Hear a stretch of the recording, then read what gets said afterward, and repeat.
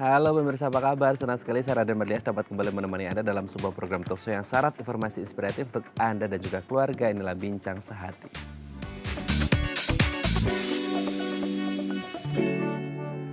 Ya pemirsa, kambuhnya asma pada setiap orang ini bisa bervariasi ya, mulai dari serangan yang ringan hingga yang berat seperti itu. Memang sampai saat ini belum diketahui secara jelas apa itu penyebab asma, tapi kalau orang mengalami asma pasti ada pemicunya, meskipun pemicunya ini berbeda-beda seperti itu ya. Lalu apa itu asma, dampak dan bahayanya? Nah inilah topik yang akan kita bahas hari ini, yaitu waspada bahaya asma. Nah ada yang bilang nih, kalau dari sisi medis memang dari asmanya ada gitu ya, tapi ada yang bilang juga salah satu pemicu ketika kita ngomongin asma dari sisi psikologis adalah ketika kita merasa stres gitu. Apalagi untuk mereka-mereka yang pernah punya riwayat asma terus kemudian ada rasa stres yang berlebihan, ini bisa menyebabkan rekurensi gitu ya, terjadinya lagi asma seperti itu. Nah, bagaimana caranya supaya tidak mudah stres, apalagi mereka yang punya riwayat asma gitu ya, supaya tidak terserang asma lagi, kita akan bahas satu-satu. Kita lihat yang pertama. Keluarkan semua keluh kesah. Nah, ini juga sangat penting ya, apalagi di masa pandemi seperti sekarang gitu ya, di mana burden-nya banyak nih, bebannya banyak gitu ya. Ada financial stressornya ada, kemudian sosialnya juga, dan banyak sekali gitu yang membuat kita jadi lebih stres gitu ya, gampang stres di masa pandemi sekarang ini. Kesehatan iya, financial iya, dan lain sebagainya. Jadi kalau semisal kita punya permasalahan dalam hidup gitu ya, punya unek-unek gitu, semua keluh kesahnya harus tetap dikeluarkan supaya tidak kita pendam sendiri, malah bisa jadi time bomb atau bom waktu, dan itu sangat bahaya gitu ya. Oke, kita lanjut yang kedua. Meditasi. Nah ini ya, tarik nafas, keluarkan seperti itu. Ini bisa menjadi salah satu hal yang bisa kita lakukan supaya tidak stres gitu kan. Biasa kalau kita lagi mau ngapa-ngapain gitu ya, itu biasanya kita disuruh oke tarik nafas dulu, keluarkan dengan perlambat gitu ya. Nah ini yang menjadi salah satu hal yang bisa kita lakukan untuk mengurangi stres dan tidak mudah stres. Kita lanjut ke yang ketiga. Nah ini yang penting juga, jalani hobi, apalagi di masa pandemi sekarang ya, ketika stresornya tadi sudah saya sebutkan, itu banyak banget. Salah satu hal yang bisa kita lakukan untuk mengurangi stres dan tidak mudah stres adalah menjalani hobi. Salah satunya mungkin gardening atau berkebun gitu ya. Nah ini bisa kita lakukan sembari kita menjalani kehidupan kita sehari-hari. Nah ini menjadi hal yang sangat penting karena ternyata menjalani hobi ini bisa memunculkan hormon-hormon endorfin gitu ya, dopamin yang bisa membuat kita jauh lebih bahagia dan gak mudah stres. Oke, kita lanjut ke yang keempat. Nikmati hidup saat ini. Nah, ada orang yang bilang yang berlalu biarlah berlalu ya. Yang kemarin itu sejarah. Yang harus kita lakukan adalah menikmati dan bersyukuri apa yang sudah kita punya pada hari ini seperti itu. Jadi kalau mungkin di ke belakang gitu ya ada peristiwa-peristiwa yang nggak enak, peristiwa buruk, ya udah biarin aja gitu. Sekarang kita fokus pada kehidupan kita sekarang, mencoba untuk lebih bahagia supaya tidak mudah stres. Oke, kita lihat yang terakhir. Peduli dan jaga diri. Nah, ini juga yang paling penting. Peduli dan jaga diri. Salah satunya dengan apa? Ya satunya mungkin dengan istirahat yang cukup, mengonsumsi makanan sehat, mungkin juga liburan kalau mungkin masa pandemi ini belum bisa liburan secara langsung secara fisik, mungkin bisa liburan virtual seperti itu ya. Nah inilah mungkin yang bisa kita lakukan untuk membuat kita lebih bahagia dan tidak mudah stres. Oke, untuk membahasnya kami akan membahasnya dengan seorang psikolog dan kami akan membahasnya sesaat lagi. Tetap bersama kami di Bincang Sehati.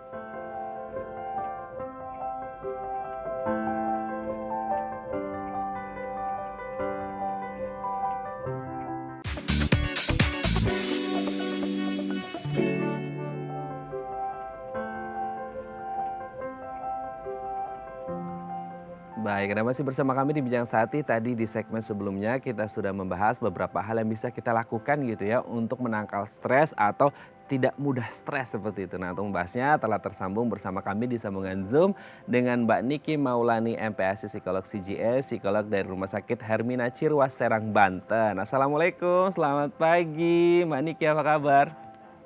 Waalaikumsalam.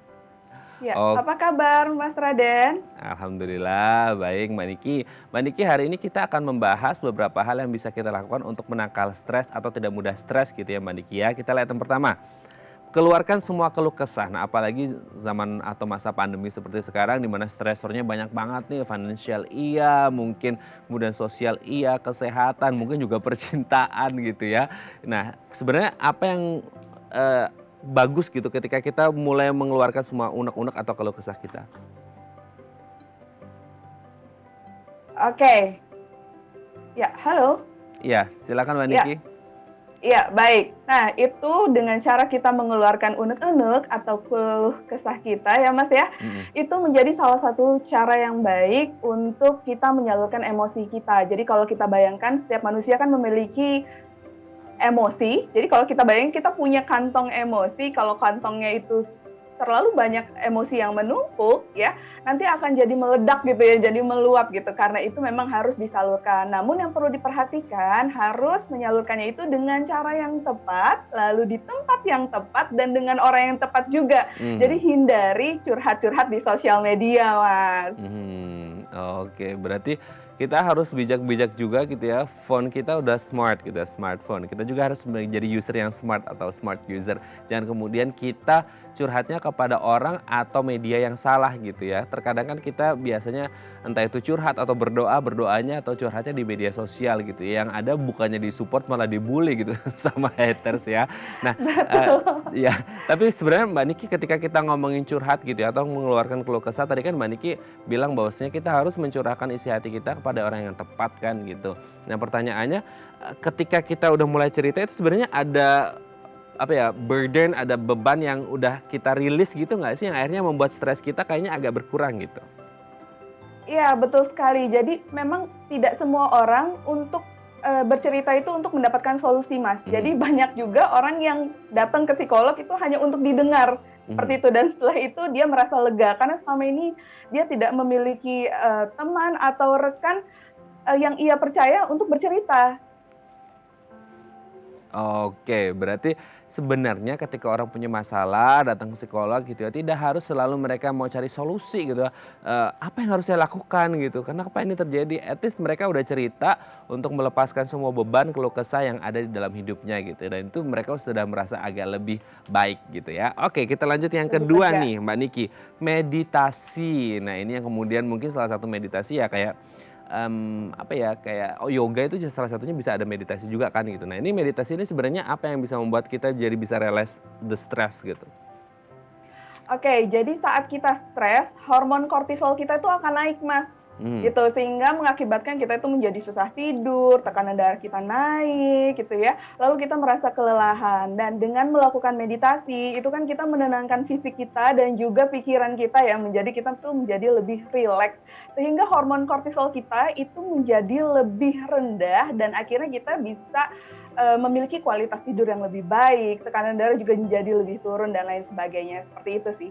oh oke, berarti itu manfaat dari meditasi sangat baik gitu ya. Kita lanjut ke yang ketiga Mbak Niki, jalani hobi. Nah ini juga yang sangat penting apalagi masa pandemi gitu ya, di mana orang harus stay at home, nggak bisa kemana mana gitu. Jadi akhirnya apa, ya udah cuman di rumah aja. Nah akhirnya banyak orang yang ngerasa bosen banget gitu di rumah aja, salah satunya ya udah deh jalanin hobi aja, berkebun kayak atau ngapain gitu. Ini juga bisa dikatakan salah satu cara untuk mengurangi stres atau menangkal stres, gimana nih Mbak Niki? Ya, betul sekali.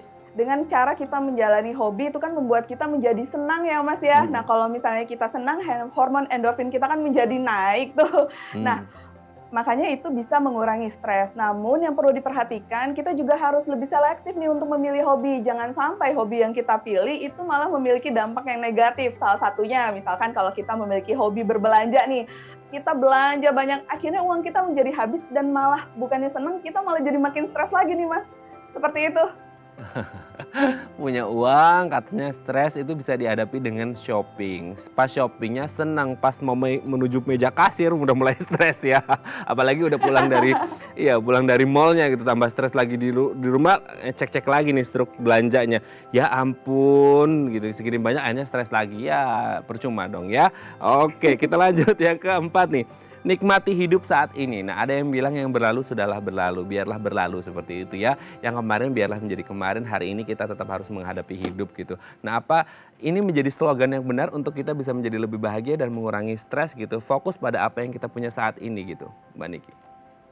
Iya, jadi gini, Mas, seringkali yang menjadi penyebab stres itu adalah orang banyak mencemaskan hal-hal yang sebenarnya belum tentu terjadi, salah satunya adalah masa depan, sehingga mereka kurang fokus pada masa kini, gitu. Makanya yang perlu kita lakukan untuk mengurangi stres tersebut, kita nikmati masa yang sekarang dan kita fokus pada hal-hal yang bisa kita kontrol. Seperti itu sih, Mas. Oke. Kalau enjoy akhirnya aja gitu. oke, tapi gini Mbak, case-nya kalau semisal kita kan harus menikmati hidup yang saat ini gitu. Sementara mungkin kalau konteksnya seperti sekarang gitu, masa pandemi itu kan stresornya banyak banget nih gitu ya.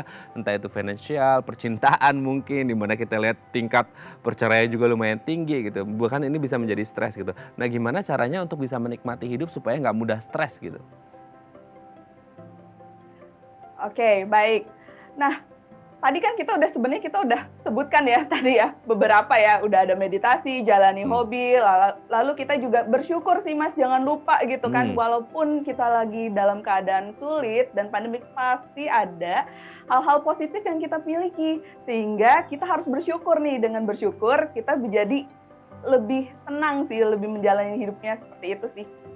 Oke, intinya bersyukur dan menikmati apa yang sudah Tuhan berikan ke kita sekarang gitu ya. Oke, kita lihat Betul. yang terakhir nih, peduli dan jaga diri. Nah, ini juga menjadi sangat penting gitu ya, apalagi di masa pandemi atau ketika kita punya masalah yang besar gitu ya, stres melanda kita gitu. Mungkin salah satunya ya dengan tidur yang cukup, istirahat yang cukup, makan makanan yang sehat seperti itu. Apakah kemudian peduli dan menjaga diri, menyayangi diri sendiri dan mencintai diri sendiri tapi tidak too much juga gitu ya. Ini menjadi hal yang penting juga untuk mengendalikan emosi sehingga kita tidak mudah stres gitu Mbak Niki. Ya, kan ada istilahnya self care ya, Mas, ya. Hmm. Jadi kita memang harus menjaga, tubuh kita sendiri gitu, salah satunya adalah dengan makan bergizi, tidur teratur, olahraga, dan yang paling penting lagi kita tuh harus sensitif terhadap alarm tubuh kita, Mas. Jadi Hmm. kalau misalkan kita merasa tubuh kita sudah mulai capek, lelah, pusing, lalu juga kita merasa mood kita kok sepertinya sering swing gitu ya, oke, baiknya kita istirahat sejenak, lalu kalau misalnya bisa cuti, ya kita cuti. Kalau misalnya memang memungkinkan kita untuk liburan gitu ya, tapi dengan tetap memperhatikan protokol, kesehatan, ya silakan. Seperti itu sih. Jadi kita harus aware terhadap, kondisi tubuh kita sendiri. Seperti itu. Oke, lebih aware dengan kondisi tubuh kita sendiri. Kalau perlu cuti, ya ambillah cuti gitu ya. Mungkin yang setahun kemarin, ih nggak kerasa udah Desember gitu ya, cutinya belum pada diambil karena memang mau kemana juga nggak bisa kemana-mana gitu ya. Ada iya, Betul. ada warning juga mungkin dari kantor kalau kemana-mana harus karantina gitu kan. Jadi mungkin ya udah deh daripada ngapa-ngapain gitu ya lebih baik belum diambil dulu cutinya. Tapi kalau bisa cuti diambil meskipun liburannya mungkin nggak bisa liburan secara langsung gitu ya, mungkin liburan virtual ini bisa meredakan stres. Tapi Mbak, pertanyaan terakhir ke Mbak Niki, apa yang harus dilakukan gitu ya, tindakan antisipatif apa yang mungkin ketika kita mulai udah ngerasa stres gitu, apa mungkin ada gejala-gejala yang kayaknya kita ngerasa kita udah mulai stres, so kita harus ngelakuin ini gitu? Gejala-gejalanya? Ya. Oke, gejalanya bisa jadi kita tuh seperti kelelahan, lalu pusing, susah konsentrasi, bisa jadi nafsu makan meningkat atau malah berkurang gitu. Oh. Jadi setiap orang itu memiliki gejalanya berbeda-beda, tapi kurang lebih seperti itu. Makanya saat kita sudah merasa tubuh kita sepertinya kelelahan, capek, ya kita take a break sebentar. Kita bisa ambil cuti. Cuti kan nggak mesti harus bepergian ya Mas. Kadang kita seperti diam di rumah atau misalnya tidur-tiduran, nonton Netflix gitu ya. Itu aja udah membuat kita happy gitu, banyak sih yang bisa kita lakukan. Oke, faktor atau indikator bahagia dari tiap orang itu berbeda-beda. Jadi ketika kita mulai merasa mungkin tadi ya kelelahan, suka lelah gitu ya, terus kemudian nafsu makannya menurun atau bahkan mungkin terlalu over juga, ini bisa mendadak kan kita ada stres gitu. Jadi lakukan apa yang kita sukai dan cintai apa yang kita lakukan. Baik, terima kasih Mbak Niki sudah berbagi bersama kami pagi hari ini di Bincang Sehati. Kita doakan semoga tidak ada dari kita yang merasa stres karena tadi ya mungkin ada hubungannya stres dengan asma seperti topik yang akan kita bahas hari ini. Terima kasih Mbak Niki, selamat pagi, sehat-sehat terus, salam Terima untuk keluarga di rumah. kasih. Assalamualaikum. Baik, pemirsa, selanjutnya kita akan membahas tema kita hari ini, waspada bahaya asma. Bagi Anda yang memiliki pertanyaan, Anda bisa menghubungi kami di nomor 021 290 32644 atau DM Instagram kami di @bincangsahatidayatv. Kami akan segera kembali.